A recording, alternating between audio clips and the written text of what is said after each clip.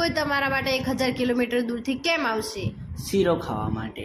તો આજે મારી સવાર પડી ગઈ મારા જેવા ક્યુટ અને બહુ બોલવાવાળા પક્ષીઓ જોડેથી, જે પણ ગુજરાતી જ છે, કેમ કે આપણ ગાંઠિયાને પાપડી જ ખાય છે. અને મારી મમ્મીને આ લોકોને ખવડાવવું બહુ ગમે છે. મારા કરતાં વધારે હાઈટ થઈ ગઈ એટલે બહુ ખુશ થાય છે. લે વધારે ખુશ થા બસ. અમારા ધાબા પર સાફ સફાઈ ચાલુ હતી એટલે એનો ફાયદો ઉઠાવીને આ લોકો naturally dark dairy milk fantastic chocolate બનાવવા લાગ્યા. તમારે ખાવી છે? ના, પણ હું નહીં આપું તમને. આટલા મોટા થઈ ગયા તો પણ આમના હૈયેથી નાની ગાડીઓથી રમવાનું છૂટતું નથી. અને આજે અમારા ઘરે કોઈ આવવાનું હતું એટલે મમ્મી બારે ચૂલા પર બાજરીના રોટલા બનાવે છે અને હું બેઠી બેઠી જોઉં છું. મારું મોઢું ખોલતા લોકોને આ લાગી જાય છે. શું કરું હવે? અને પપ્પા જોડે બીજું કોઈ ઓપ્શન નથી શાંતિથી આ રોટલા બનાવી જોવાનો, એટલે પપ્પા શાંતિથી બેસીને જોવે છે. અને હું બનાવું છું શુદ્ધ દેશી ઘીનો શીરો.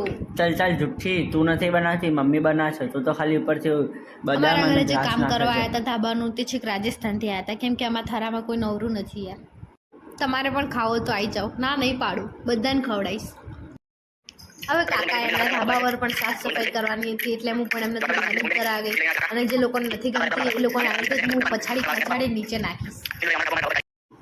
લાકડા નીકળતા આ બેને લલી દેખાઈ ગઈ એટલે લલીથી ડરીને સાઈડમાં બેરી.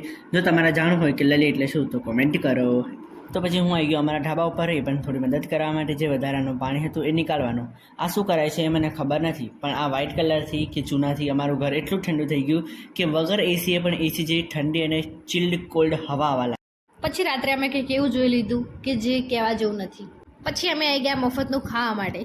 મફતનું ખાવા નહીં યાર, સાચું ઇન્વાઇટ કર્યા હતા અમને એટલે આવ્યા હતા અને પૈસા પણ આપ્યા હતા. ચલો બાય.